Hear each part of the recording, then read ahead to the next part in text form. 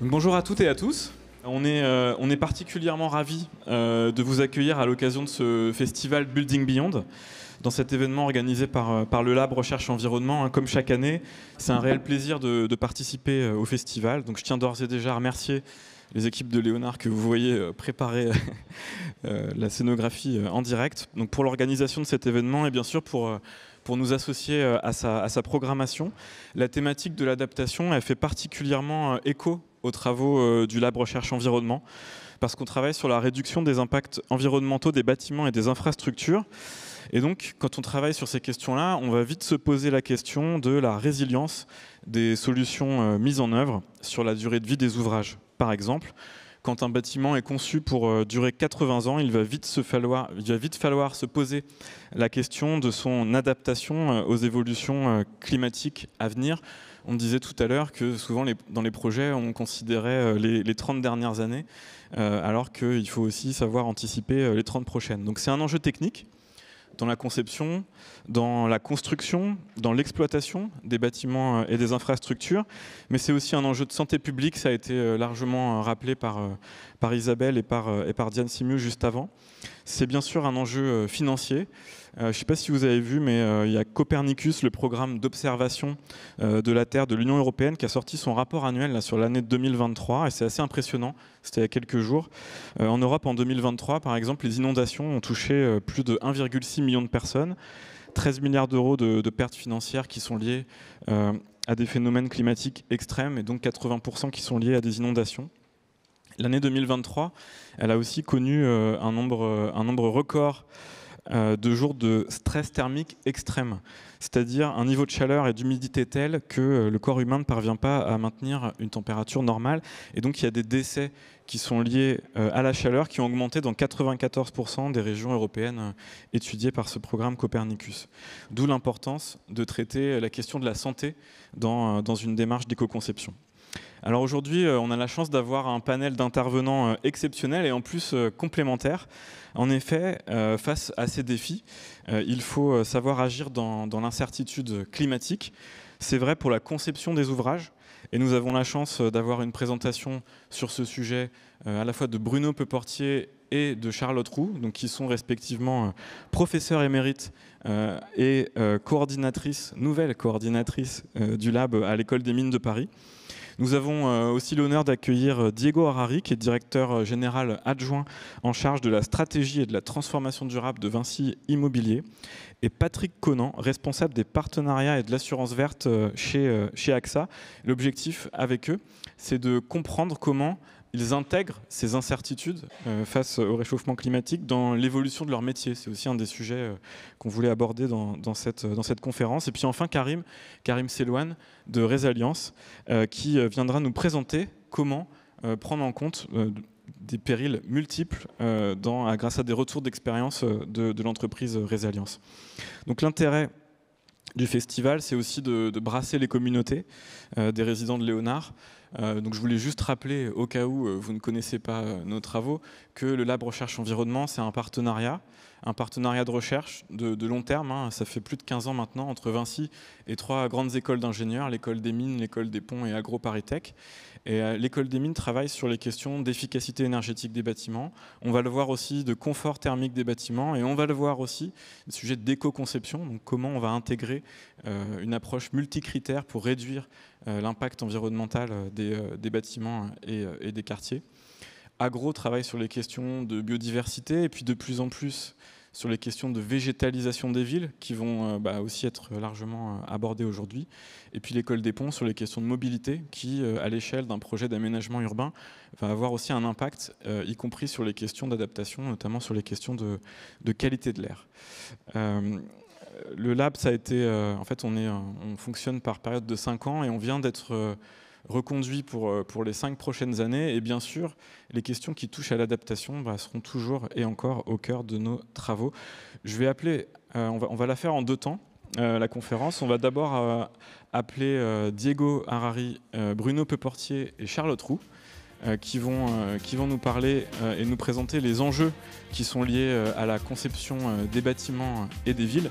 Et puis ensuite, on aura dans un deuxième temps Patrick et Karim N'hésitez pas à préparer vos questions, comme d'habitude. C'est toujours la première qui est compliquée à poser, y compris en ligne. Vous pouvez nous envoyer des questions qui nous seront ensuite modérées. On prendra une première série de questions à l'issue de ces 3 présentations. Donc, la première présentation, c'est Diego qui va nous parler de l'évolution et de comment les promoteurs prennent en compte ces sujets d'adaptation. Bonjour à tous. Donc moi, je suis promoteur immobilier et je vais vous raconter de façon assez transparente la vraie vie en 2024 d'un promoteur, comment est-ce que ces sujets d'adaptation finalement se matérialisent aujourd'hui dans les conditions de marché, de réglementation actuelles. Pour ça, je vous propose un petit menu en 3 plats. Quelques rappels un peu de la taxonomie. Je ne sais pas si vous êtes tous familiers avec cette réglementation qui est en train d'arriver, des évolutions de marché sur ce sujet. Et après, je vous parlerai d'une opération emblématique, le village des athlètes, des JO, qui est pas la vraie vie, mais vous verrez un peu du coup ce que ça peut donner dans des cas particuliers. Et après, comment est-ce qu'on essaie de faire évoluer le mass market, en tout cas chez Vinci Immobilier. Donc pour commencer, quelques rappels de la réglementation européenne taxonomie qui essaye d'orienter les investissements financiers dans la bonne direction, vers des investissements verts. Et pour ça, il y a 6 catégories d'enjeux environnementaux qui sont traités. Et sur chacun de ces sujets, on peut être éligible ou pas éligible. Déjà, une activité économique, elle est éligible ou pas. Si elle n'est pas éligible, c'est que c'est une activité économique qu'on considère, en fait, elle n'a pas tellement de sujet environnemental, donc on ne la regarde pas, elle est hors scope de la réglementation, si je puis dire. Et puis après, vous avez des activités qui ont des impacts, et là, vous pouvez faire le truc bien ou le truc pas bien. Si vous faites de l'énergie, vous pouvez faire du pétrole, c'est moins cool que si vous faites des énergies renouvelables. Et donc là, vous allez avoir un investissement qui est éligible et qui va être aligné ou non aligné. Alors nous, nos activités, elles sont toutes éligibles, de construction ou de rénovation de bâtiments. Donc déjà, on reporte nos propres CAPEX là-dedans. Mais à la rigueur, ce n'est pas tellement ça qui vient influer chez un promoteur, la volonté, disons, de s'aligner. C'est plutôt le fait que c'est aussi éligible pour les investisseurs qui vont nous acheter les bâtiments. Donc nous, on vend de 2 façons. On vend en diffus, en B2C, à des gens comme vous et moi. On achète des appartements, ça nous arrive. Là, très sincèrement, pour le moment, alignement, pas alignement, ça n'a pas vraiment d'importance. Par contre, quand je vends en bloc, quand je vends à un investisseur institutionnel, à une assurance par exemple, eux, ça les intéresse vachement plus d'avoir des alignements avec la taxonomie européenne. Ça rentre dans les critères ESG maintenant de tous les fonds, etc. Donc là, on commence à avoir un vrai driver de marché et on voit que la taxonomie fait son œuvre, elle est là pour ça.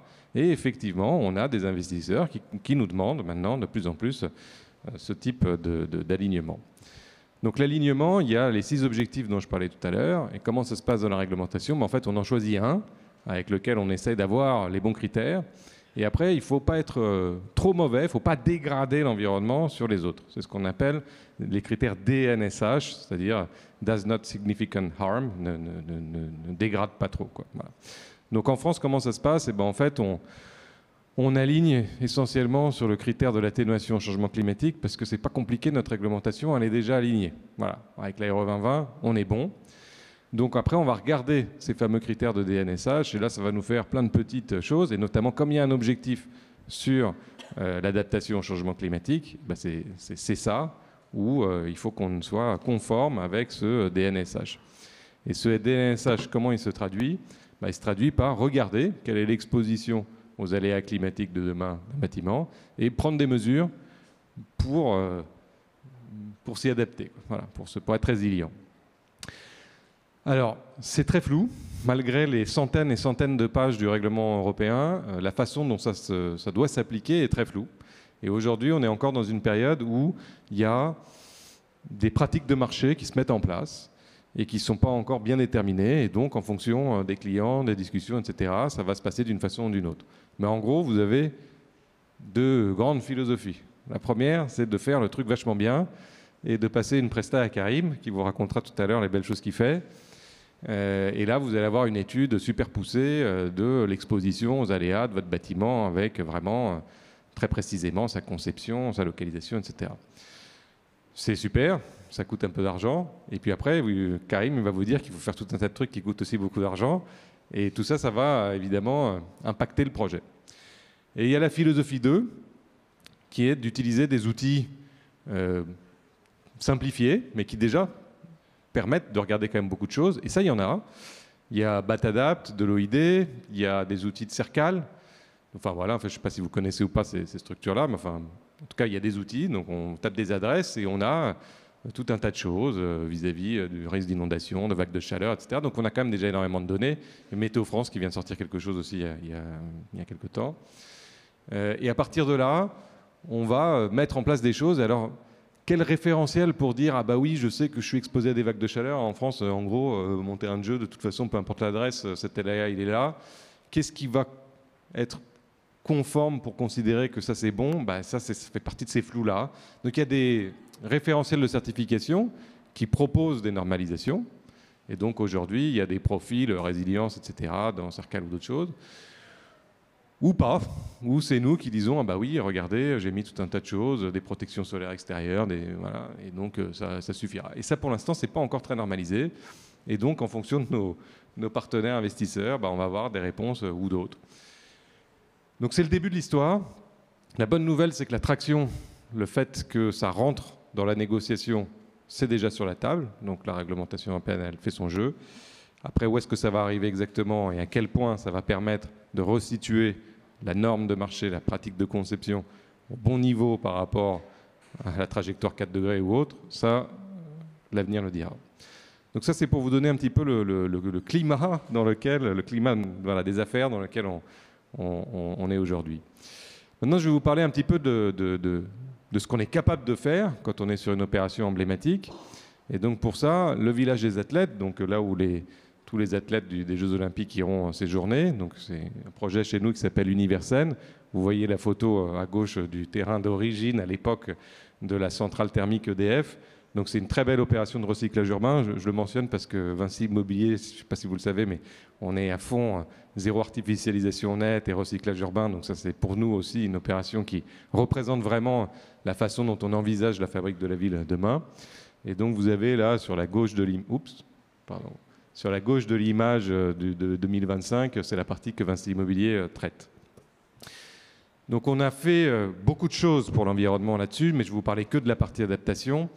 Et là, ce qu'on a fait, c'est qu'on s'est projeté sur des données de climat de 2050 et on a essayé de concevoir notre projet, non pas sur les données météo actuelles, qui sont celles qu'on utilise normalement, mais bien sur la réalité de l'avenir, au moins d'un avenir en 2050, parce qu'on aurait pu aller plus loin et ça sera encore plus difficile. Et ça nous a amené à tout un tas de changements dans la conception. Il y a une partie végétalisation sur laquelle je vais revenir dans un instant, mais notamment sur la partie bâtie. L'enveloppe a été largement changée. On a des planchers réversibles, c'est-à-dire qu'on a du rafraîchissement dans les logements, ce qui n'est pas du tout la norme de marché en Île-de-France aujourd'hui. Mais on a même créé des locaux refuges, ce qui nous semble à nous une stratégie d'adaptation assez intéressante, c'est-à-dire c'est des locaux climatisés communs, des halls ou des choses comme ça, qui font que le jour de la canicule insupportable dans lequel même la petite puissance de rafraîchissement qu'on propose n'est pas suffisante, la personne âgée qui commence à être en stress thermique, etc., elle peut aller passer 2 heures dans un local vraiment frais, se remettre en situation thermique stable, etc. Voilà.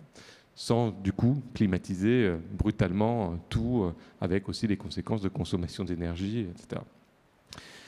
Maintenant, je vais vous faire un petit focus sur la partie végétalisation, parce que c'est quelque chose qui est, je trouve, beaucoup débattu aujourd'hui dans le débat public, et c'est très bien. On parle de solutions de la nature, ça ne consomme pas d'énergie, tout ça c'est super, mais il y a aussi pas mal de fantasmes. Et donc, je vais essayer, en écorchant le moins possible l'étude de Keim, puisque c'est Resilience qui nous a fait cette étude, vous montrer un petit peu quantitativement, scientifiquement, ce que ça peut faire, les limites aussi de l'exercice. Donc là, on a pris une journée chaude, c'est pas non plus la pire de ce que ça peut être, mais enfin, vous voyez une température de l'air là qui dépasse 30 degrés. Et puis vous avez des courbes que je vais vous expliquer en bas. Alors quand il y a différentes couleurs, c'est en fonction de la capacité de la végétation à évapotranspirer. Donc un des phénomènes, c'est la capacité de transpiration qui va dégager de l'humidité, donc rafraîchir l'air. Mais pour ça, il faut qu'il y ait d'abord suffisamment d'eau dans la terre, qu'il n'ait pas fait une sécheresse pendant un mois avant, et qu'il n'y ait pas trop d'humidité dans l'air. Sinon, on n'évapotranspire pas tellement. Et donc, voilà, ça va être variable. Et donc là, en fonction qu'on soit dans des bonnes ou des mauvaises conditions ce jour-là, vous voyez déjà des écarts qui vont se produire. La courbe à gauche, c'est la température de surface, donc la température au sol, et on est en fait dans le calcul dans l'espèce, alors je suis désolé pour la qualité des images, hein, dans l'espèce de cours au bout de ce corridor-là. Et donc on voit d'abord qu'on n'est pas si chaud. Si on était en plein soleil, sur un revêtement noir, sans ombre, etc., on serait à des températures qui n'ont rien à voir, hein, 50 degrés, 60 degrés, etc. Donc là déjà, la couverture de la végétation, etc., fait son effet. Et puis vous avez en plus ce phénomène d'évapotranspiration qui peut faire un effet supplémentaire sur la température au sol. Voilà. La deuxième courbe, c'est la température de l'air. En fait, c'est vachement difficile de refroidir de l'air, hein. C'est là pour ça que je parlais un peu de fantasme. On est quand même en plein air, c'est-à-dire qu'il y a du vent et vous allez rafraîchir un mètre cube d'air, mais ce mètre cube d'air, il s'en va, quoi. Donc c'est pas si facile d'avoir un effet. D'où le fait d'ailleurs qu'il y ait une simulation aérolique, là, ce que vous voyez, les petites lignes rouges, bleues, etc., c'est le vent. Et donc en fonction que vous êtes plus ou moins abrité, eh ben, cet effet de rafraîchissement, il est effectif ou il n'est pas effectif, quoi. Il est dilué ou non. Et donc on arrive quand même un peu, en fonction des questions d'évapotranspiration, à avoir un gain, mais vous voyez que bon, c'est pas magique non plus. Cela étant, ce que vous avez tout à droite là, c'est une courbe de confort. Donc c'est une sorte de température ressentie, si vous voulez. Et là, on voit qu'entre le fait que on n'est pas trop exposé au soleil, qu'il y a un petit peu d'air quand même, et que les températures n'ont pas monté, en fait, on a évité l'effet d'îlot de chaleur. C'est plus ça. On n'a pas tellement climé l'endroit magiquement avec de la végétation, mais on a évité de monter en température au sol et de créer cette surtempérature. Et donc finalement, on arrive à rester dans des températures de confort qui là sont très sympathiques. Et donc on pourrait rester passer l'après-midi dans la cour de cet immeuble. Et franchement, vous voyez, on ne dépasse pas 28 degrés. Donc c'est pas mal, c'est ça qu'il faut retenir. Mais il ne faut pas non plus croire que je peux faire n'importe quoi et qu'il suffit de planter des arbres pour qu'il ne fasse pas chaud dans la ville. Ce n'est pas aussi magique que ça. Donc ça, c'est ce qu'on fait quand on a plein de moyens sur une opération emblématique sur laquelle la puissance publique met des exigences, supporte tout ça, etc. Mais ce n'est évidemment pas ce qu'on peut faire tous les jours dans la réalité de toutes nos opérations quand je vends 25 logements à 3 500 € à Clermont-Ferrand. Donc, je vais vous parler maintenant de la vraie vie du mass market, de nos opérations, de ce qu'on fait, de ce qu'on déploie aujourd'hui chez Vinci Immobilier partout. Je ne vais pas envoyer du rêve, hein, parce que la réalité elle est là, mais au moins on étudie vraiment le truc. Et donc on va se baser pour ça sur ce qu'on a, puisqu'on ne peut pas faire les fameuses études de résilience partout, mais on a quand même des choses, et notamment la RE 2020, elle a des calculs de confort thermique, les fameux degrés heures, si vous êtes un peu familier avec la technique dans le bâtiment. Donc c'est le nombre d'heures d'inconfort cumulé, si vous voulez, dans une année. Et donc il y a un seuil maximum de 1200, sinon vous n'êtes pas réglementaire. Et puis plus vous vous rapprochez de ce seuil-là, plus le logement est inconfortable, et plus évidemment le climat va se dégrader, et plus le logement sera carrément invivable. Donc on a passé toutes les opérations qu'on avait, dont on avait des résultats RE 2020, hein. Ce n'est pas une réglementation super ancienne, on n'en a pas encore tellement finalement. Et puis on a regardé comment elle se baladait sur ce nombre de degrés. La première bonne nouvelle, c'est qu'il y en a quand même pas mal qui vont bien, et notamment dans les régions qui ne sont pas les plus exposées. Par exemple en Bretagne, en fait, on a des logements qui sont aujourd'hui, sans avoir fait aucun effort de conception, très confortables et qui vraisemblablement, même avec un peu d'aléas climatiques demain, resteront assez confortables. Mais ce n'est pas le cas de tous. Il y a évidemment l'effet régional, et tout à droite, vous avez la MED, mais il y a aussi des effets de conception, quand vous avez des logements qui ne sont pas traversants, quand vous n'avez pas de protection solaire extérieure, vous avez des choses comme ça, et qui sont des choses qui arrivent encore dans des opérations, un peu parce qu'on ne s'intéressait pas au sujet, et un peu aussi parce qu'il y a des contraintes. Il peut y avoir des contraintes architecturales, vous avez des produits, une résidence étudiante, les logements, on ne peut pas faire des logements traversants quand on fait des chambres étudiantes. Voilà.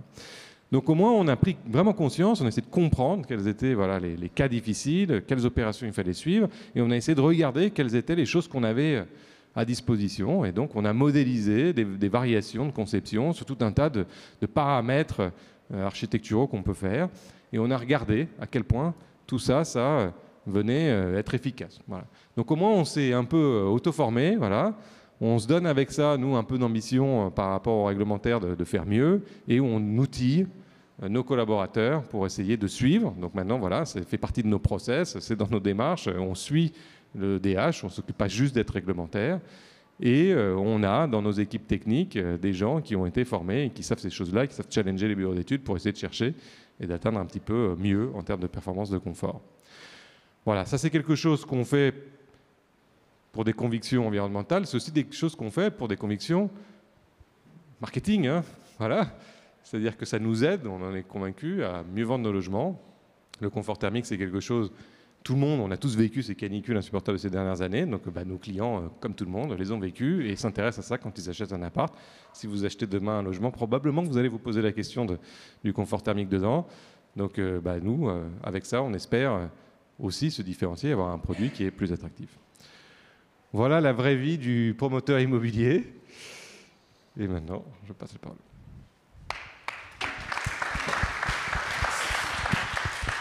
Merci beaucoup Diego pour cet état des lieux, c'était hyper intéressant.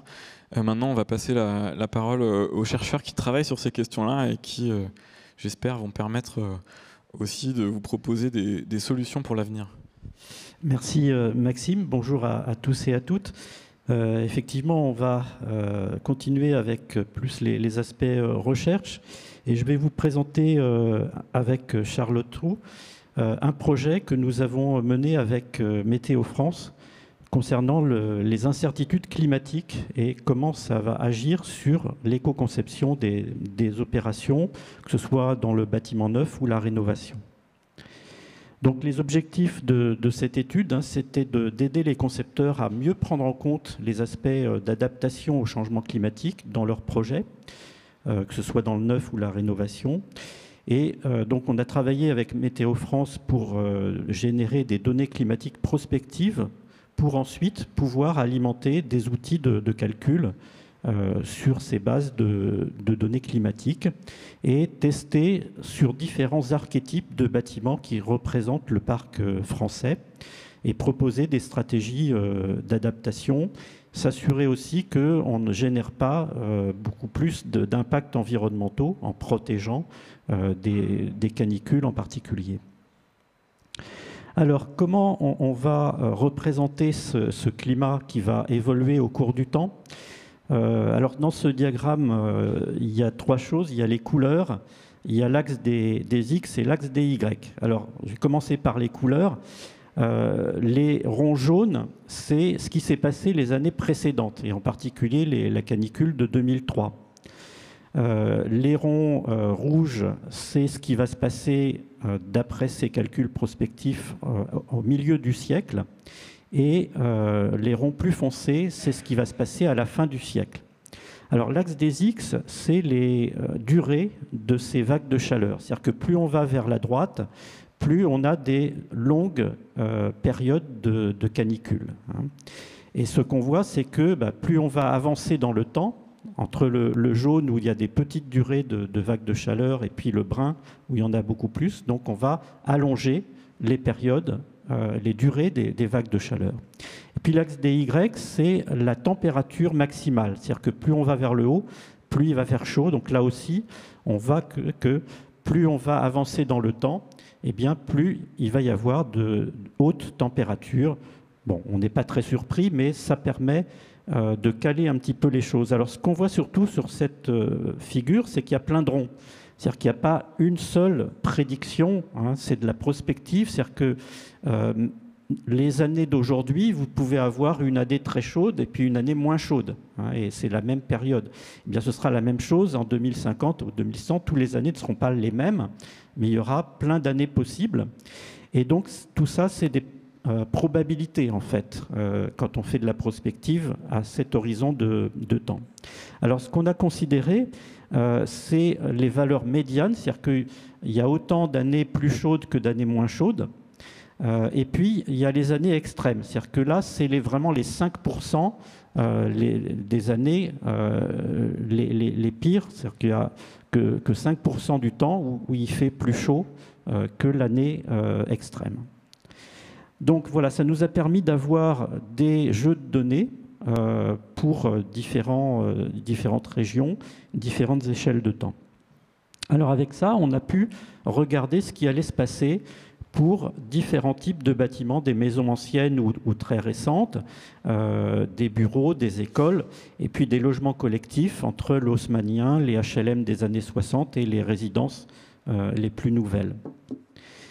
Alors, l'indicateur de confort, bon, on a pris aussi les degrés-heures d'inconfort dont vous a parlé Diego, hein, donc, qui sont une somme des surchauffes. C'est-à-dire que s'il a fait 3 degrés de trop pendant 2 heures, eh bien, on va avoir 6 degrés-heures. Et de trop, c'est par rapport à un confort adaptatif, c'est-à-dire que s'il a fait plutôt frais les journées précédentes, ben, dès qu'il fait 26, on ressent un inconfort. Par contre, s'il a fait chaud les jours précédents, ben, on peut aller jusqu'à 28. Hein, voilà. Alors, il y a une autre façon aussi d'évaluer le confort, c'est le diagramme de Givoni, où on prend en compte aussi l'humidité. Voilà. Alors, on a regardé qu'est-ce qu'on pouvait faire dans les bâtiments pour réduire cet inconfort. Alors, on pense souvent à la végétalisation. Bon, en fait, c'est pas mal, mais c'est pas ça qui va vraiment nous sauver des canicules. Hein.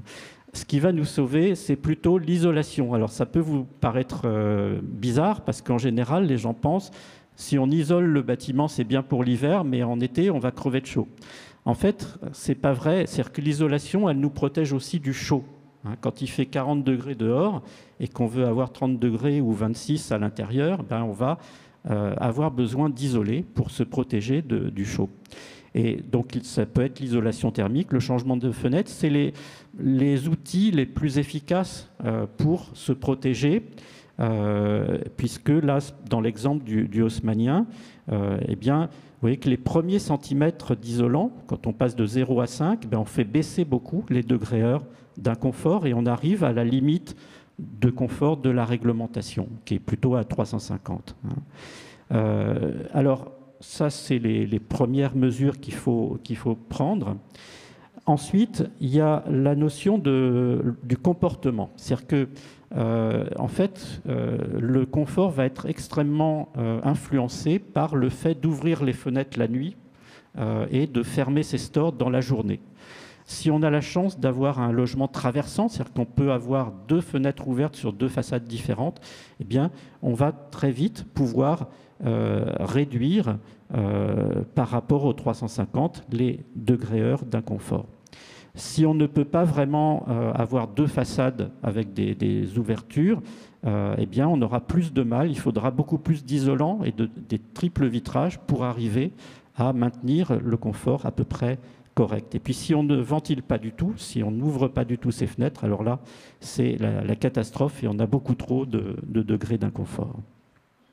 Autre chose qu'il faut savoir, c'est que il y a la notion d'inertie thermique. Hein. Quand vous visitez une église, par exemple, en été, qui fait très chaud dehors, ben, il fait très frais à l'intérieur de l'église parce qu'il y a des murs très épais et cette inertie, elle vous protège aussi du chaud. Et on a plus d'inertie dans un HLM qu'on peut isoler par l'extérieur, c'est-à-dire qu'on a des gros murs en béton à l'intérieur qui nous protègent aussi des surchauffes beaucoup plus facilement que l'haussmannien, où comme les façades sont classées, on ne peut pas isoler par l'extérieur, il faut isoler par l'intérieur, et donc on aura beaucoup moins d'inertie, donc plus de mal à atteindre les 350. Ce qu'il faut donc aussi savoir, c'est qu'il y a donc une variabilité climatique entre les années médianes et extrêmes. C'est-à-dire qu'une année médiane en 2100, si on a une double façade, donc un logement traversant, on arrive à peu près à s'en sortir. Si on est dans une année extrême, bien là, on sera de toute façon très très inconfortable. Alors je ne dis pas qu'il faut se précipiter aujourd'hui sur le Bricorama pour acheter un petit climatiseur, mais en tout cas, il faut s'attendre à ce qu'au cours du temps, on ait effectivement de plus en plus de mal. Voilà, je vais passer la parole à Charlotte sur les aspects environnementaux. Oui, alors du coup, les opérations de rénovation, elles induisent des impacts et notamment des émissions de gaz à effet de serre. Donc ça aussi, ça a été quantifié sur les projets que vient de vous présenter Bruno. Et donc ici, sur une durée de 40 ans, et on voit que donc c'est des kilogrammes de CO2 équivalent mètre carré habitant par an.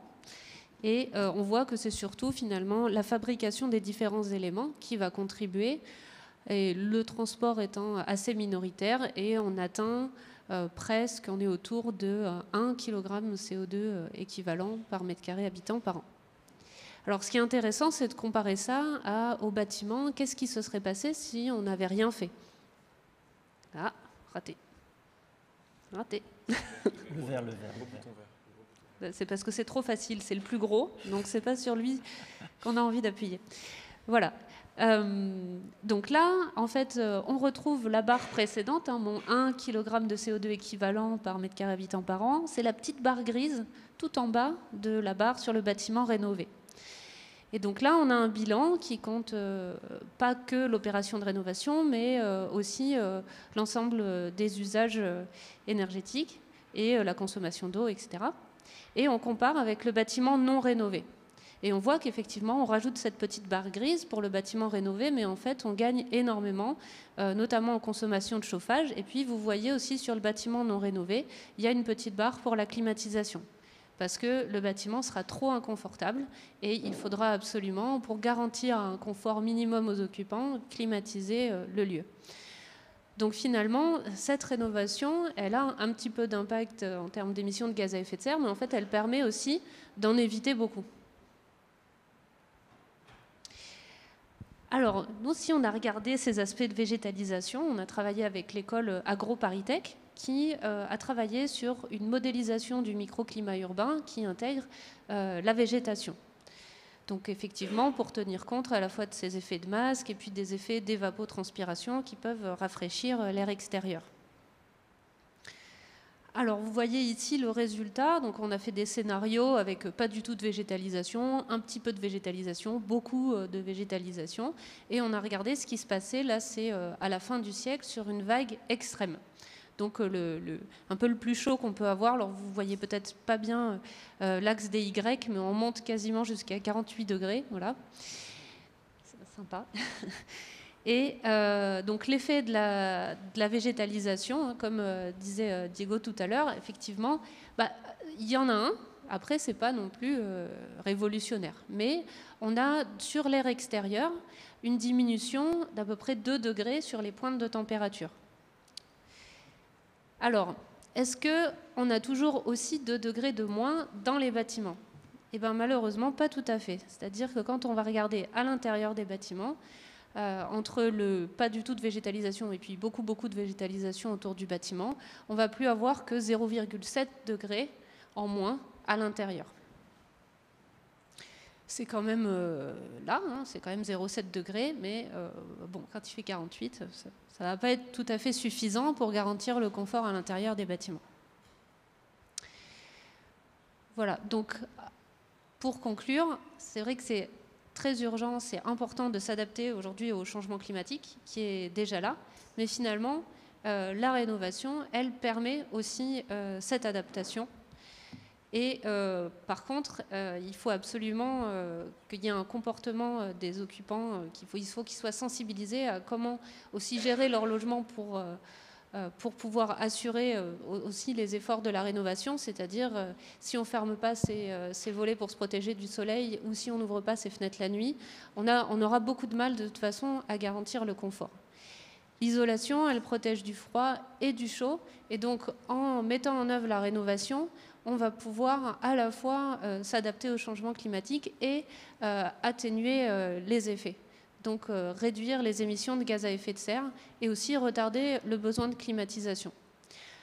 Alors comme perspective, nous on commence à travailler sur les impacts sur la santé, c'est-à-dire les surchauffes dans les bâtiments. Elles génèrent des impacts sur la santé, mais la production de matériaux ou la consommation d'énergie, eux aussi, ils génèrent des impacts sur la santé. Et donc on peut aller vers une recherche d'optimisation plus globale en regardant aussi les différentes contributions aux impacts sur la santé de ces différents paramètres pour aller un petit peu plus loin. Je vous remercie pour votre attention.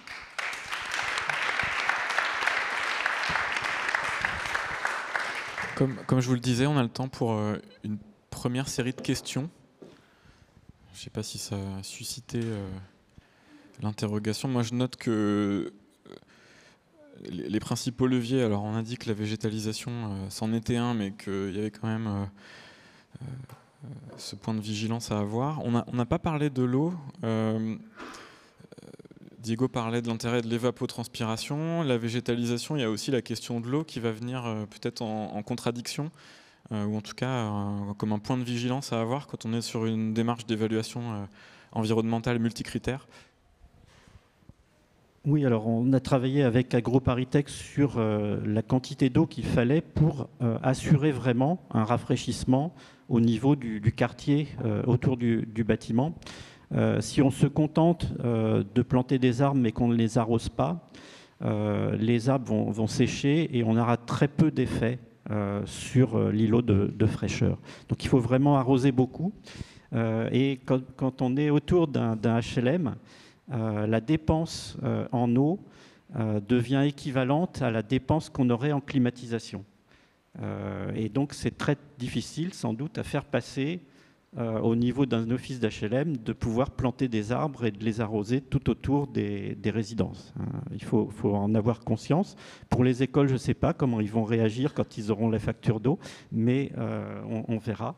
En tout cas, c'est un aspect important, plus au niveau du coût que sur les impacts. Encore, ça dépend des villes, parce qu'il y en a qui auront aussi des problèmes d'approvisionnement en eau. Voilà. Effectivement, au-delà de la question de l'impact environnemental, il y a la question de la disponibilité. Là, on parle de résilience, donc je pense que c'est important d'avoir ça en tête. On parle de l'adaptabilité de nos bâtiments à un climat de fin du siècle, mais quelle adaptation possible de certaines espèces d'arbres à un climat qui ne sera plus du tout le même.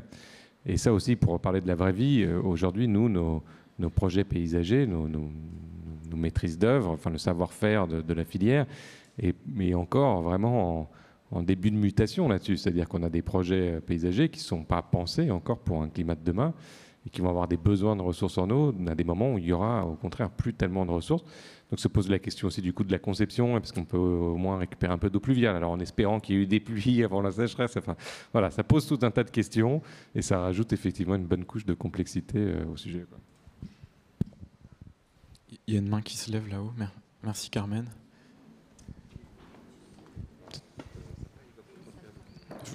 Je vous invite à vous présenter avant de poser votre question.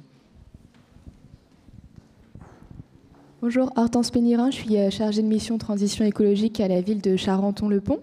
Et j'avais une question justement sur l'eau et dans quelle mesure vous intégrez déjà dans la conception des bâtiments à la fois la question du stockage de l'eau, mais aussi de la sobriété des usages en eau, par exemple le fait d'avoir un recyclage des eaux usées, ou ce type de problématiques pour justement s'adapter aux sécheresses prochaines et à une moindre disponibilité de l'eau.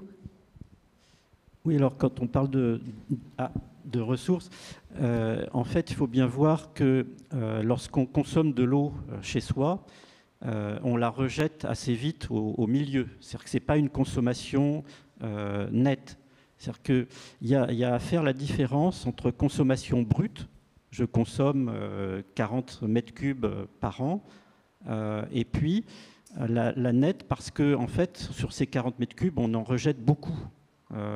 Et donc, c'est pas si évident que ça que, bon, bien sûr, c'est toujours bien de recycler et d'économiser l'eau, mais ce que je veux dire, c'est que si on a une certaine somme d'argent, peut-être que le plus important, c'est d'éviter le changement climatique ou de le réduire par une meilleure isolation thermique, par une meilleure performance énergétique, plutôt que de dépenser un peu, de saupoudrer les dépenses sur des installations complexes de recyclage qui risquent finalement de nuire à une performance plus globale. Donc c'est un petit peu ces optimisations-là qu'on essaye de faire avec un indicateur commun qui est l'impact sur la santé. Et à ce moment-là, on essaye de faire la part des choses entre si on a un budget, où est-ce qu'on va mettre l'argent, voilà. Pour compléter ce que dit Bruno, mais en allant dans le même sens, chez Vinci Immobilier, en tout cas, enfin, voilà, je parle que pour nous, dès lors qu'on a des espaces verts, depuis maintenant 2-3 ans dans la conception des projets, donc en termes de livraison, c'est pas si ancien que ça, on systématise la récupération d'eau pluviale. Voilà. Ça, c'est entre guillemets low-tech, c'est pas très cher, et ça a un intérêt clair, ça ne demande pas de consommation d'énergie particulière, enfin un tout petit peu de pompage, mais enfin vraiment pas grand-chose. Par contre, le recyclage d'eau grise, ça c'est high-tech, c'est très cher, ça consomme de l'énergie, ça demande des surfaces importantes, c'est pas un truc qu'on enterre dans le jardin, quoi. Ça demande des mètres carrés de SDP. Donc très clairement aujourd'hui, on l'a regardé une fois ou deux dans des opérations emblématiques, type JO, mais ce n'est pas du tout une solution aujourd'hui pour la massification.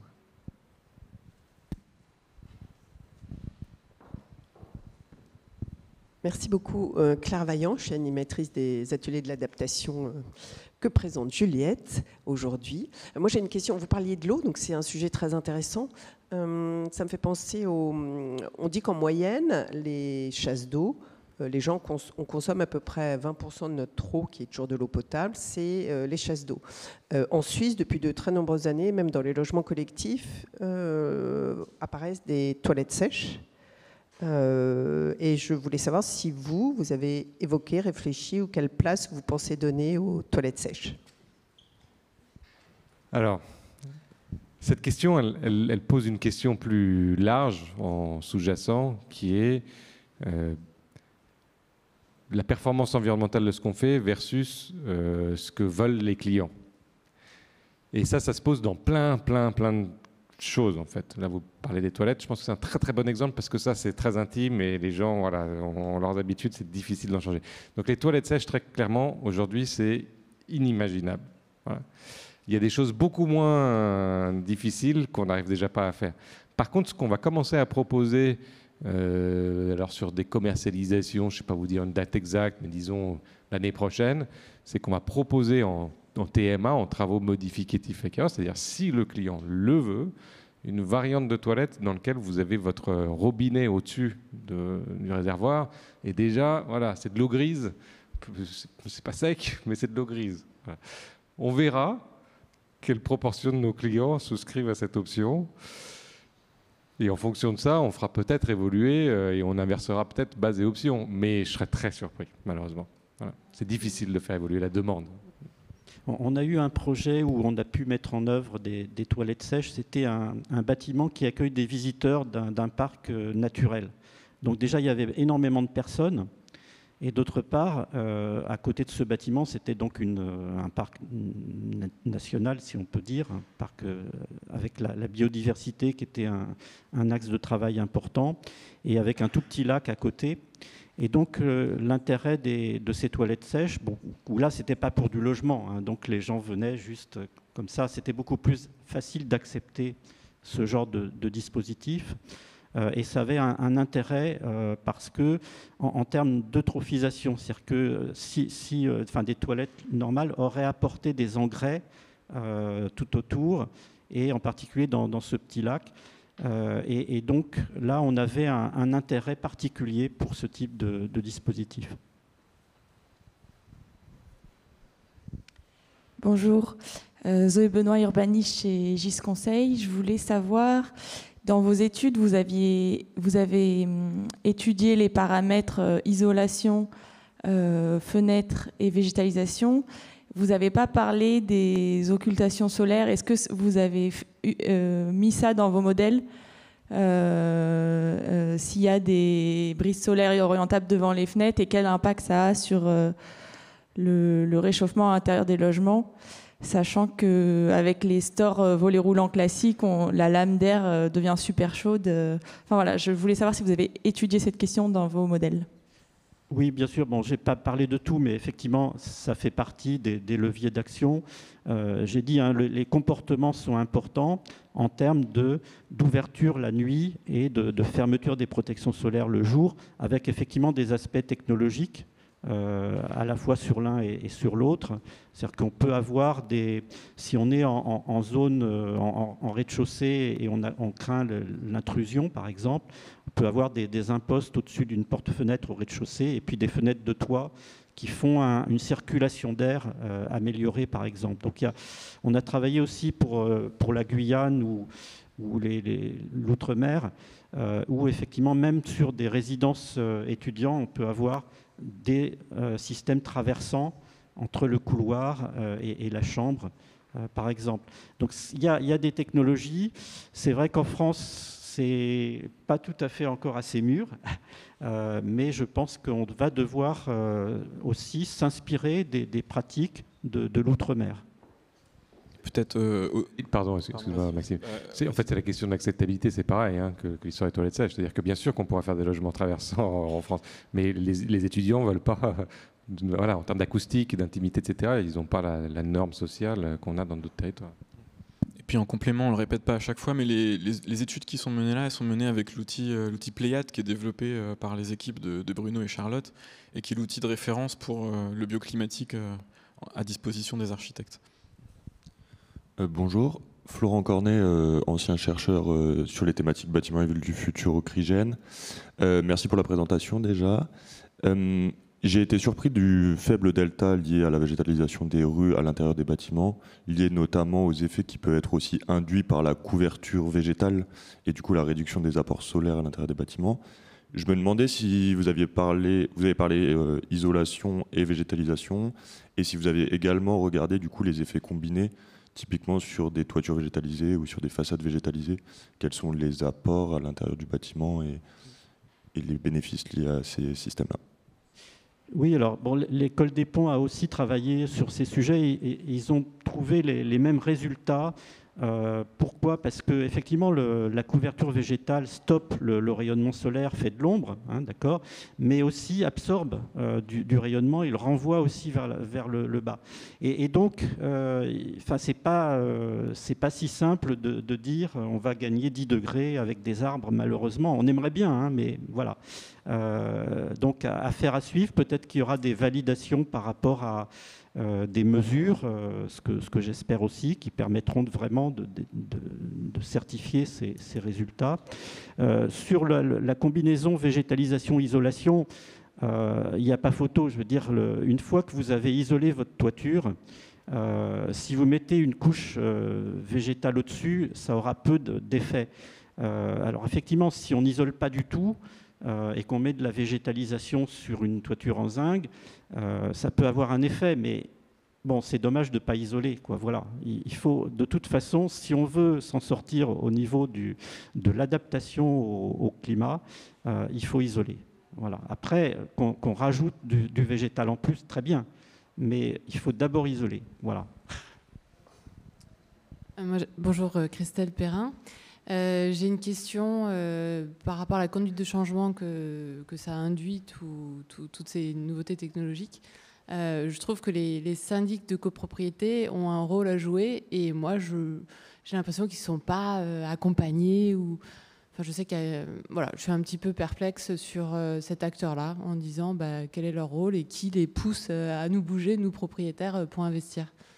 Je suis 100% d'accord. D'ailleurs, j'ai eu pas mal dans ma copropriété d'échanges avec l'Agence parisienne du climat, à qui j'ai essayé de dire, mais former nos syndics, ça ne sert à rien de nous casser les pieds, à nous envoyer 10 mails par an pour dire rénover.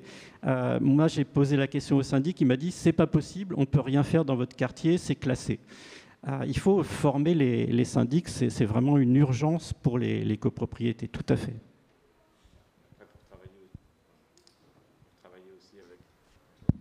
Travailler avec les syndics,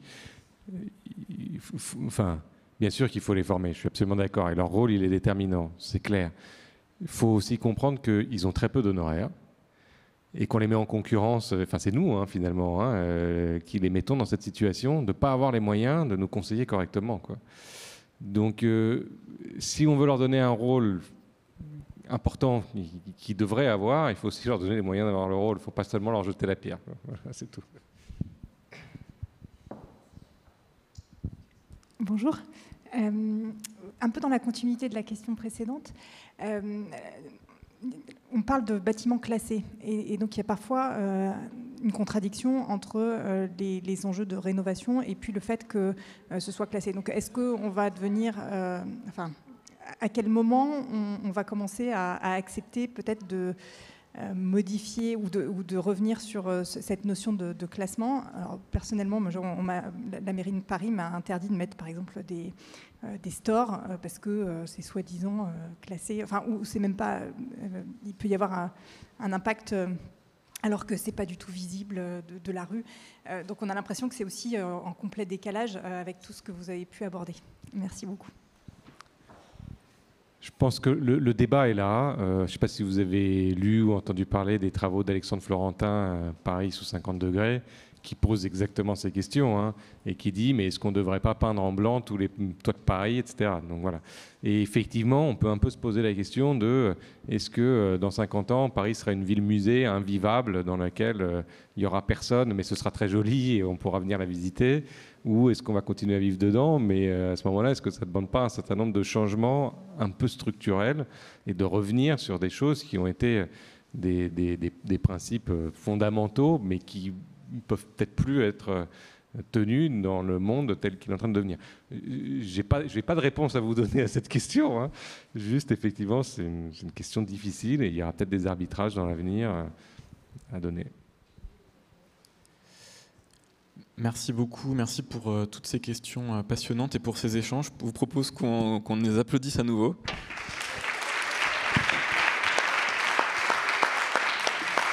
Et on va continuer les présentations donc avec Patrick et Karim. Donc Patrick Conan, je le disais, vous êtes responsable des partenariats et de l'assurance verte chez AXA, et avec vous, on va avoir le point de vue de l'assureur, on en a parlé tout à l'heure. Et puis on va passer de la question des vagues de chaleur, je pense, à parler un petit peu plus d'inondation. Et puis ensuite on aura Karim. Karim, tu peux d'ores et déjà venir avec nous, qui nous présentera les approches multipérils qui sont développées par Résilience. Bonjour.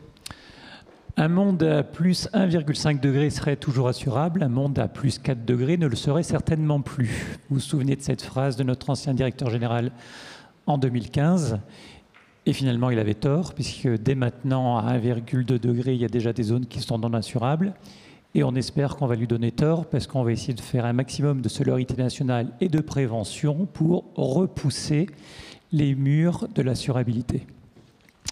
Donc ça suppose deux choses. Un, d'abord, de bien comprendre les phénomènes. Donc les phénomènes attendus. On prend par exemple l'incendie. Vous savez que c'est la peur, panique des assureurs. Avec la sécheresse, on sait qu'il y a le retrait gonflement d'argile pour plus de 11 millions de maisons individuelles en France.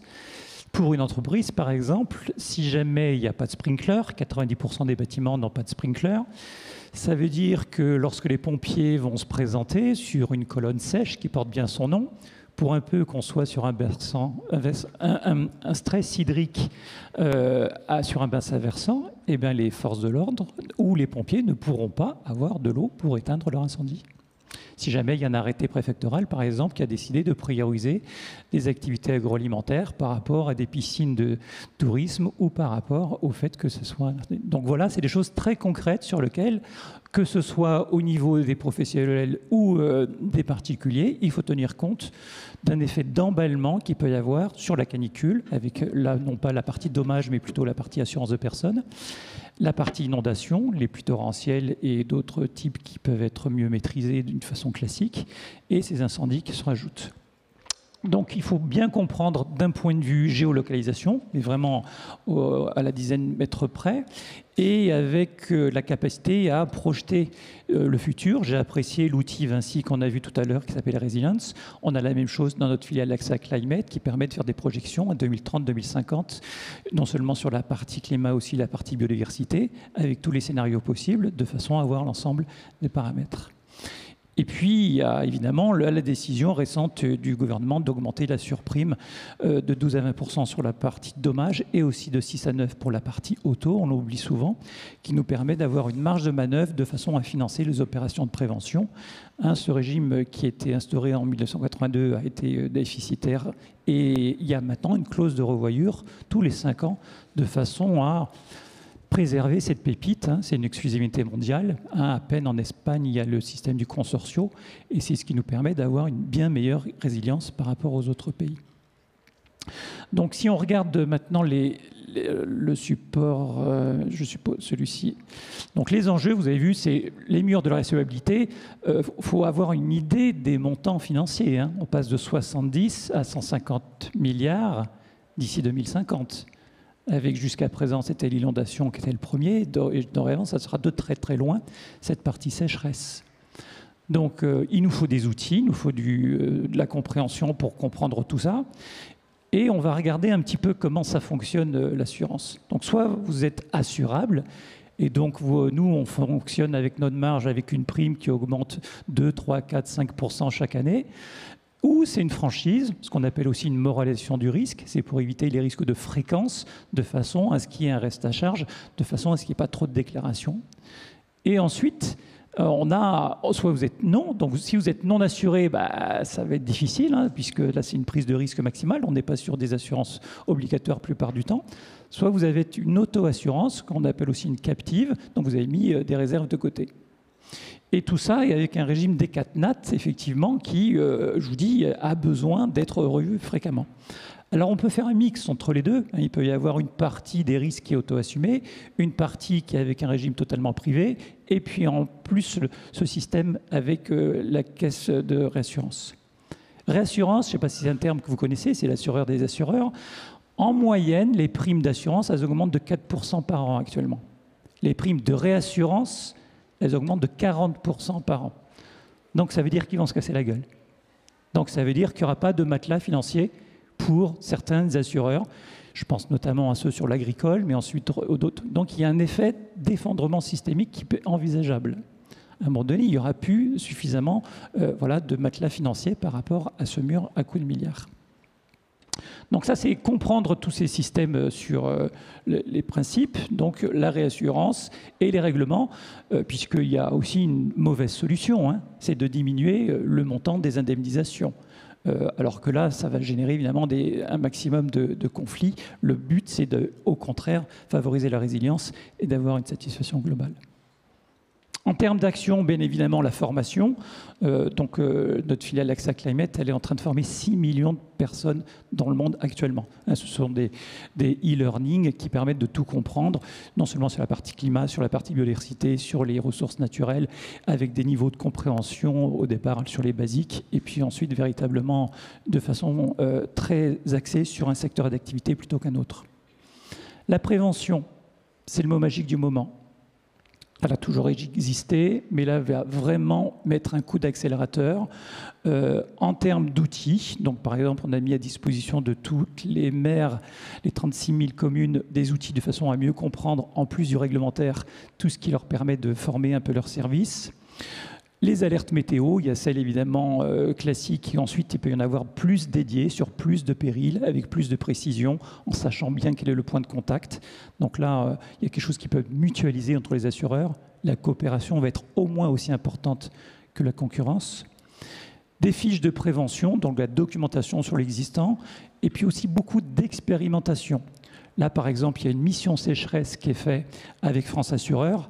Et je vous dis, 11 millions de foyers qui pourraient avoir des fissures, voire la rendre inhabitable, ces habitations, qu'est-ce qu'on fait? On ne sait pas encore. Il y aura peut-être du micro-goutte à goutte, il y aura peut-être des pieux, il y aura peut-être des barrières antiracinaires. Il y a énormément d'expérimentation à faire en ce qui est le moins cher, le plus efficace. Et puis, il y a la partie garantie et services d'assurance proprement dit. Donc, il y a d'abord la responsabilité civile décennale. Donc, on a intégré, nous, une clause environnementale qui permet officiellement, et non pas en off, d'avoir tous les matériaux biosourcés, géosourcés ou des réemplois, sur lesquels donc, on a un œil bienveillant sur l'acceptation en souscription. Il y a la multi-risque entreprise qui prend la partie dommage, mais aussi potentiellement des options en responsabilité civile. Et là, on a mis une garantie verte qui a été saluée par le rapport Langrenet, qui a été évoqué sur la table ronde de 9h30, qui permet d'avoir un cofinancement à 50% du Build Back Better, donc le fait de reconstruire mieux, avec par exemple des systèmes de chauffage favorisant les énergies renouvelables, avec du photovoltaïque, avec une meilleure isolation. Donc là, on cofinance au-delà de l'indemnité réglementaire, de façon à avoir un meilleur équipement. C'était déjà le cas depuis plus de 6 ans sur les entreprises et professionnels, et on l'a généralisé le mois dernier à l'ensemble des particuliers pour leur multirisque habitation. Et puis il y a la souscription sur laquelle il faut un œil bienveillant sur certaines activités. Je pense notamment à les tiers de confiance, sur tout ce qui est rénovation, etc. Oui, il y a des sujets sur lesquels on n'a pas suffisamment de retour d'expérience. Eh ben, il faut avoir un œil expert de façon à ce que l'assureur soit un peu moins frileux. On va prendre un cas d'usage, si vous voulez bien. Et là, je fais vraiment toute la publicité possible sur les ateliers de l'adaptation qui est fait par Juliette sur la salle d'à côté et qui nous a permis de parler l'assurance encore mieux que les assureurs. On prend un cas d'inondation un peu différent. Donc, vous voyez que le risque il va se diviser sur l'aléa, l'exposition, la vulnérabilité et la réponse au risque. Et donc, si vous êtes situé près d'un cours d'eau, si vous avez une pluie diluvienne ou s'il y a un épisode de pluie extrême, la vulnérabilité, c'est effectivement la fragilité du bâtiment, le fait qu'il y ait des entailles de pénétration, etc. Donc, la réponse au risque, ça va être, par exemple, de laisser vides les premiers étages, ça va être de relocaliser potentiellement les bâtiments. D'abord, on va regarder plutôt les machines-outils, puis les personnes, et ensuite, éventuellement, si le terrain, par exemple, est sur la même propriété, on va essayer de délocaliser tout ça. On va essayer de renaturer les cours d'eau, donc il faut se baser au maximum sur les solutions basées sur la nature, les zones humides. Il va falloir arrimer les cuves, puisqu'ensuite vous aurez un effet de pollution. Il va falloir, quand vous avez du gazole qui ensuite rate dans les nappes, on est pour une dépollution lourde avec des conséquences sur lesquelles tout ça doit vraiment être anticipé. Donc en assureur, il regarde les statistiques du passé, elles sont caduques. Le métier qu'on appelait actuaire, mathématicien financier, est caduque. Maintenant, on est plutôt sur data scientist, sur lequel il y a un nuage de points et il va falloir faire beaucoup plus de projections, de tendances et honnêtement, regarder un petit peu comment compartimenter les risques, comment conserver cette mutualisation, cette solidarité et faire beaucoup, beaucoup de prévention. Je vous remercie.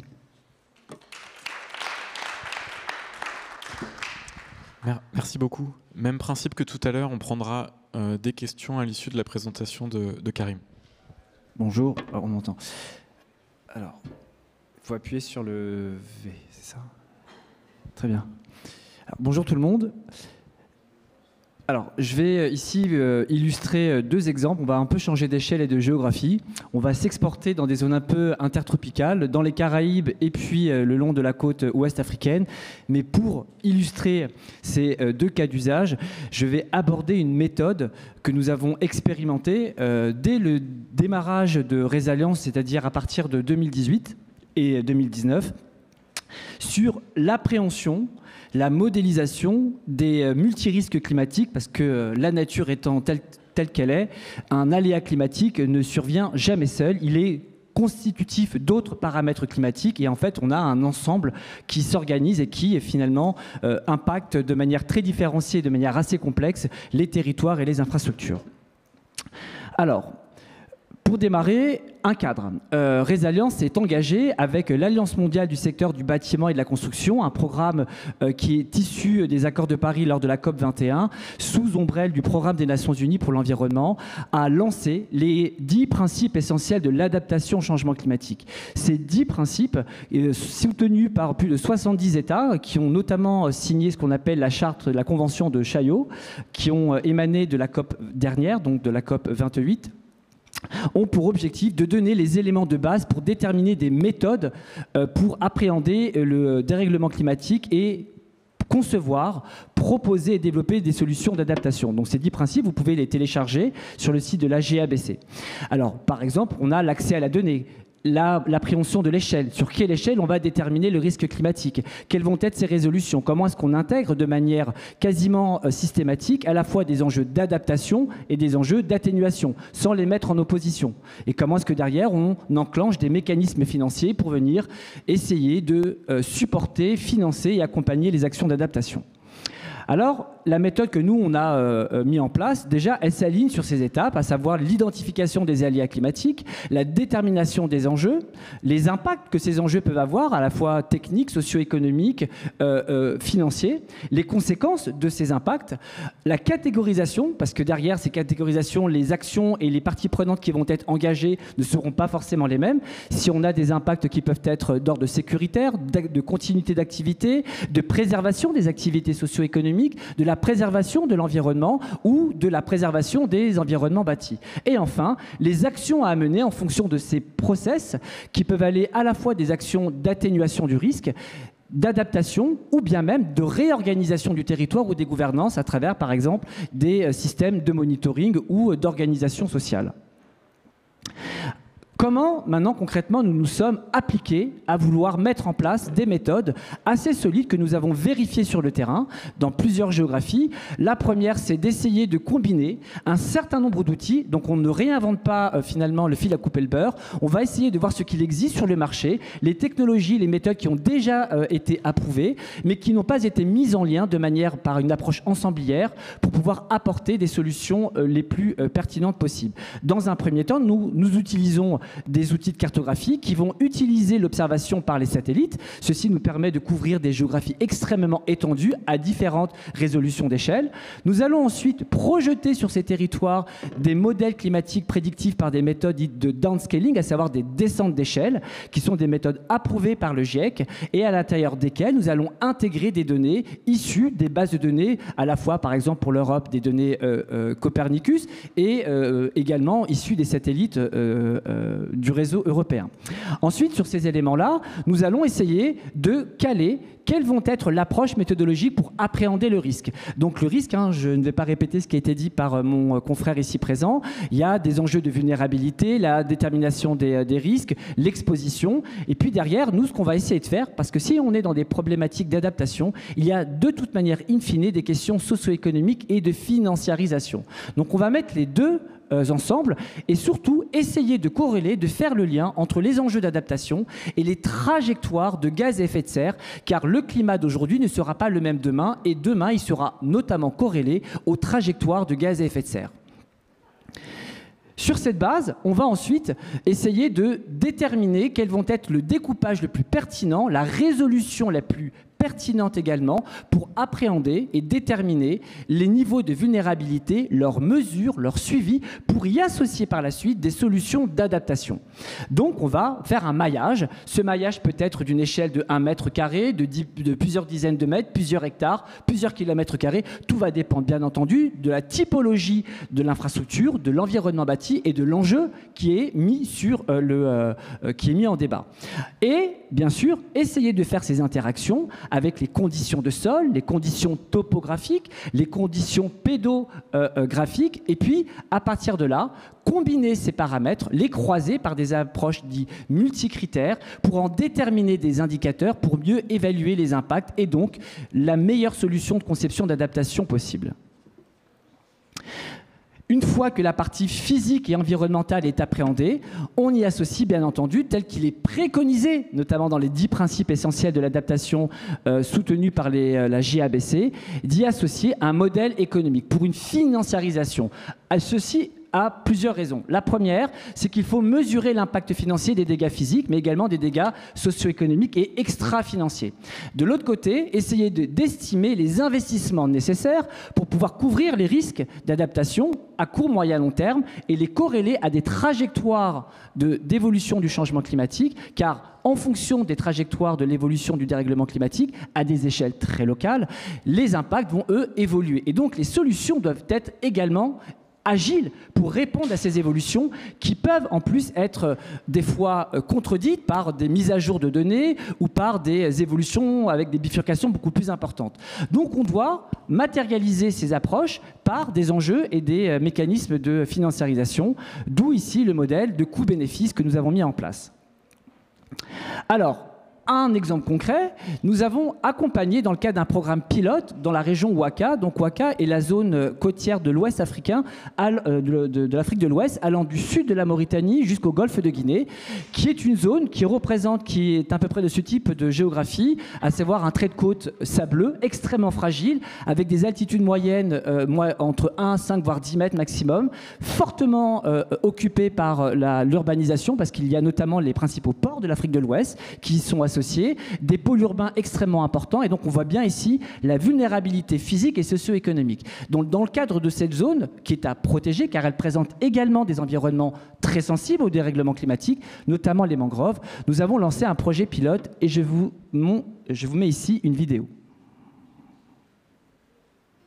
The OSS Saint-Louis project is an initiative partnership that brings together researchers from French and Senegalese universities, as well as the Resilience Design Office. The University of Rouen-Normandie and the University Amadou Mahtar Mbao of Dakar are co-carrying this project. Coastal environments are areas where various hydrometeomarine hazards meet and interact, which make them particularly vulnerable. Yet, these areas are highly populated with concentrated socio-economic activities. However, with climate change, these sensitive areas are likely to be exposed due to sea level rise, but also to the increase in extreme precipitations and storm events causing flooding and coastal erosion. Therefore, coastal infrastructures and urban areas are facing unprecedented socio-environmental challenges, hampering their development and the sustainability of activities and housing. That is in this context that the OSS Saint-Louis project takes place. By improving the knowledge of coastal hazards and risks in connection with climate change, it aims to offer territory and infrastructure management tools and indicators, and to use them to raise awareness among stakeholders. The selected study area is that of Saint-Louis Coast in Senegal, Barbary Strip, a populated city with a strong historical heritage and a high concentration of socio-economic activities. This area is especially at risk due to the flooding frequency and intensity and coastal erosion in relation to climate change. How? The project's initial approach is based on the characterization of hydrometeomarine conditions that have caused major flooding generating damage in order to understand the multifactorial causes of the Saint-Louis coastal flooding. Cartographic simulations implementation will enable to highlight current and future hotspots at risk linked to climate change. The approach then consists of building tools and indicators based on the modeling of areas prone to flooding and erosion caused by extreme wave storms. The results obtained will include the mapping of current and future scenarios specifying areas of vulnerability with particular attention to population, activities and infrastructures. Finally, the project stakeholders wish to raise awareness among the actors, such as decision makers, managers, local actors, associations, etc., towards a multi-risks vision to answer the various stakes of coastal areas and co-build the coast and cities of tomorrow. The approach is based on coupling and analyzing data from various sources. In situ data using GPS and video cameras to obtain topobathymetric data, modeled data for wave and tide information, satellite data to get sea level rise, digital elevation models, coastal slope, coastline evolution, etc., and socio-economic data obtained from population surveys. These observations, measurements and simulations will be carried out for 3 study areas in the Saint-Louis coastal zone, the New Mouth, the coastal spit and the lower estuary. As the Saint-Louis coastal area is considered representative of hazards and risks in West Africa, the approach and the development offered by the project could be transposed to other coasts of this region, or even other developing countries which face the same challenges. Alors ce projet était un projet labellisé par l'Observatoire du climat du Programme des Nations Unies et du Programme spatial qui regroupe plus d'une 50aine d'agences spatiales à travers le monde, notamment supportées par le CNES et l'ESA. Et l'idée ici est de mettre en place des méthodologies de surveillance et donc de surveillance des multirisques climatiques dans les pays du Sud à travers les données du spatial. Maintenant, deuxième et dernier exemple très rapide, nous avons donc aborder une autre application de la méthode que je vous ai présentée tout à l'heure, appliquée ici à un programme en lien avec l'International Finance Corporation, qui est la filiale du secteur privé de la Banque mondiale. Ici, l'objectif était d'évaluer sur un territoire pilote, qui est l'île de la Dominique, qui a été impacté par des différents ouragans qui se sont démultipliés dans la zone caribéenne et qui ont eu des impacts, notamment près de 30% du PIB a été endommagé. Et ces 30% du PIB ont été endommagés liées notamment à la fragilité des infrastructures.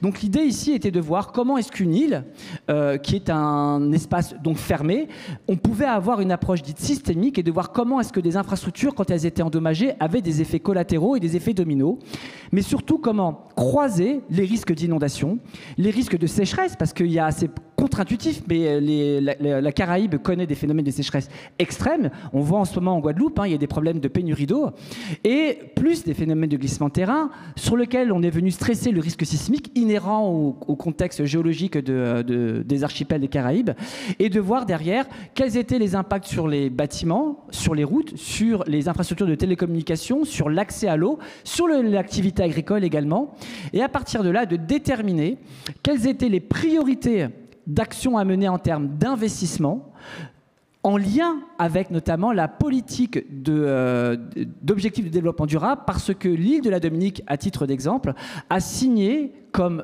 au sein de sa constitution, voulant être le premier pays résilient au monde en accord étroit avec les accords de Paris. Donc ici, l'idée était de mettre en corrélation les actions d'adaptation et de voir dans quelle mesure les actions d'adaptation ne venaient pas dégrader les actions d'atténuation. Donc les deux actions devaient être corrélées. Et s'il y avait un écart, l'action d'adaptation était mise de côté, en tout cas n'était plus prioritaire. Et à partir de là, cela permettait de financiariser et d'estimer les coûts des dommages et des pertes et dommages, mais également le coût de la non-action pour établir des fléchages d'investissement à ouvrir pour des futurs programmes, notamment de partenariat public-privé, pour venir concevoir, construire, réexploiter, réaménager des actions d'adaptation dans le secteur de l'agriculture, la gestion de la ressource en eau, l'accès à l'eau potable, le traitement des eaux, l'habitation, etc. Voilà. J'en ai fini, donc là c'est juste pour vous illustrer un peu les chiffres. L'outil que nous avons développé a pu permettre en termes d'estimation et validé par la Banque mondiale à travers l'IFC le coût estimé de la non-action et comment est-ce que des outils de ce type pouvaient avoir un impact sérieux et tangible dans les politiques publiques en termes d'adaptation, notamment dans les États insulaires, et ce projet a été notamment répliqué dans l'île des Bahamas. Voilà, donc merci pour votre écoute.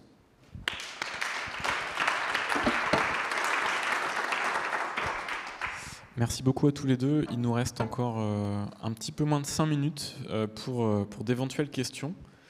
Toujours compliqué de se lancer sur la première. Je ne sais pas si vous en avez pour Patrick ou pour Karim. Moi, j'ai noté que les présentations, elles se faisaient bien écho, en particulier sur la question de l'évolution des métiers. Enfin, on voit bien que des solutions qui sont développées comme celle de Résilience vont permettre aux actuaires de demain de peut-être prendre des bonnes décisions.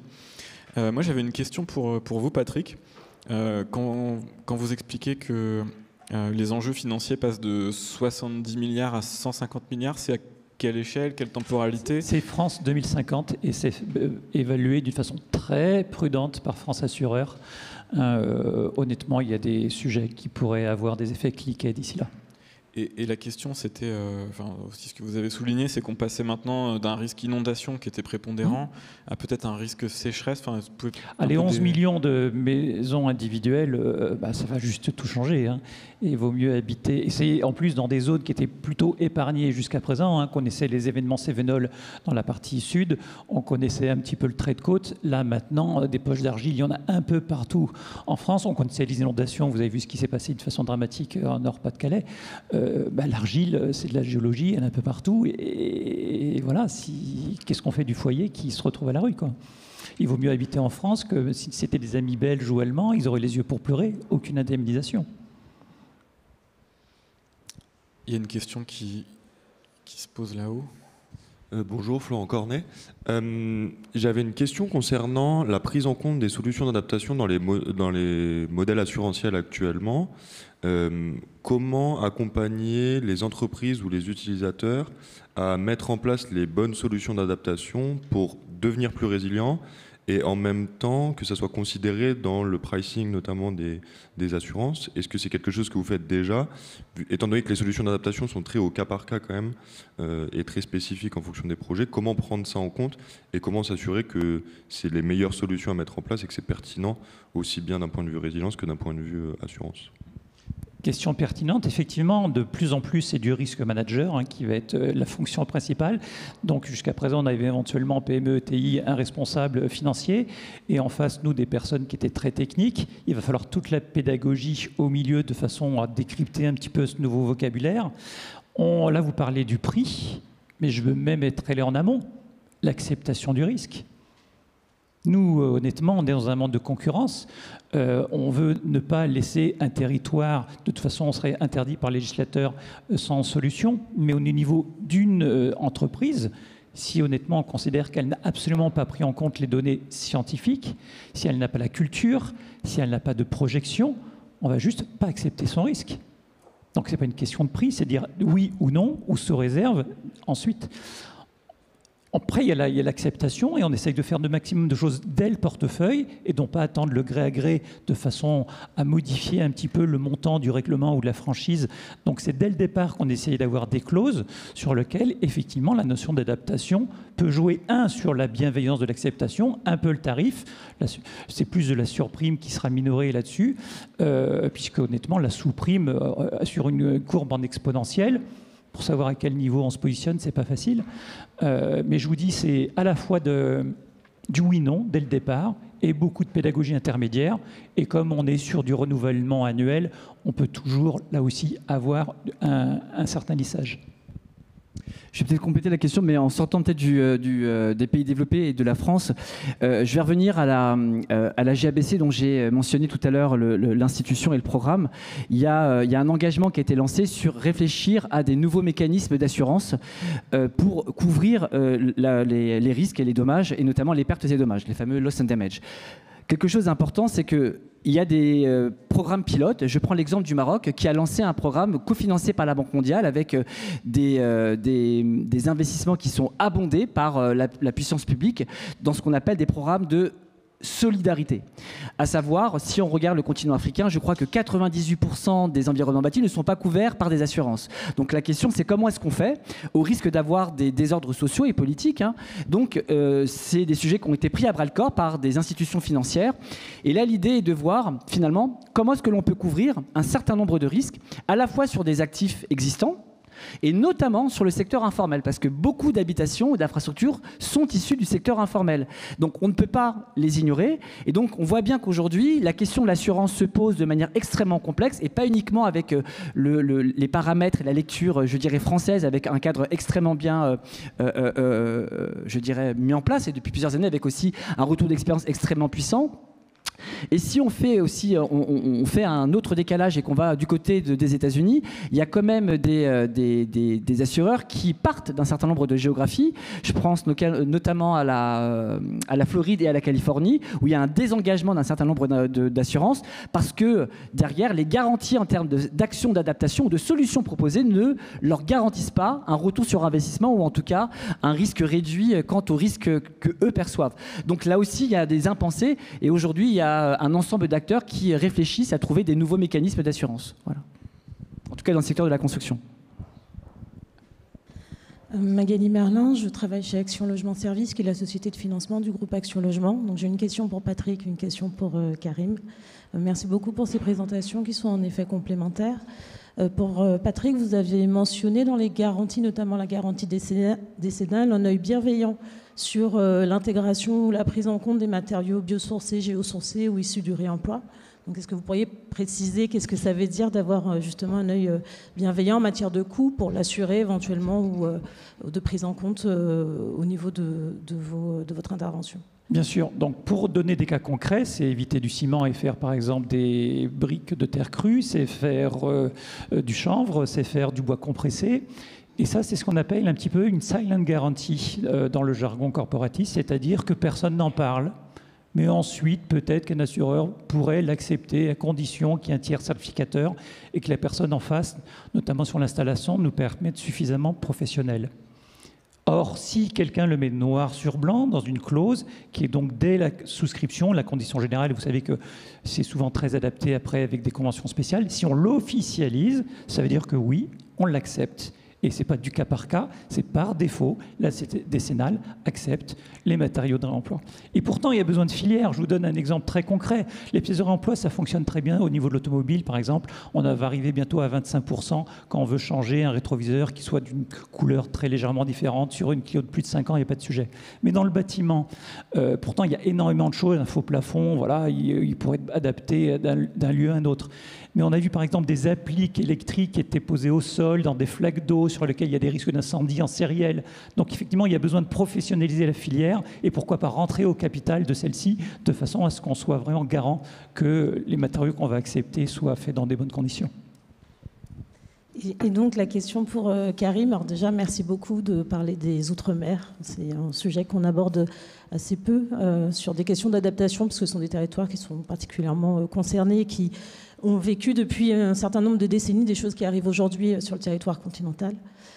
Et donc je voulais savoir, dans un monde où, dans un moment où on parle beaucoup de l'ingénierie des territoires qui est de plus en plus compliquée ou en tout cas difficile à trouver, quelle appropriation des services des collectivités ou des institutions locales de cet outil qui est assez technique et dans ce qu'il apporte dans la mise en œuvre de leur politique publique et l'évolution des politiques publiques sur ces sujets. Et ce sera la dernière question, si on pouvait apporter une réponse courte, ça serait parfait. Alors, je vais donner deux réponses. Que territoire d'outre-mer, pour la France, il y a effectivement des initiatives qui sont lancées. Je vais donner l'exemple d'une plateforme qui a été lancée, qui s'appelle Infraclimat, qui a été lancée par la FNTP, en collaboration entre justement AXA, Climate et Résilience. On a lancé une plateforme qui est à destination des élus, et notamment à destination des territoires d'outre-mer, qui a pour objectif de screener très rapidement les risques climatiques sur les infrastructures et d'établir le niveau et la typologie d'infrastructures à prioriser en termes d'action d'adaptation et les solutions, je dirais, sur une lecture assez primaire dans un premier temps, avant d'investiguer de manière un peu plus approfondie. Le deuxième exemple, c'est celui en dehors des territoires d'outre-mer français. Je parlais tout à l'heure de l'IFC. Il y a un programme mondial qui s'appelle Small State Island, donc pour les petits États insulaires. Et là, la Banque mondiale, à travers des partenariats publics-privés, tend à développer des plateformes de sensibilisation, de connaissance du risque climatique, qui sont des plateformes pour lesquelles l'ensemble des acteurs pourraient venir et doivent venir agréger leurs propres technologies ou solutions pour avoir, je dirais, des outils de dialogue et de concertation pour co-planifier des actions d'adaptation. Voilà ce qui est en cours aujourd'hui dans le territoire des Caraïbes. Merci beaucoup. Je pense qu'on peut les applaudir à nouveau.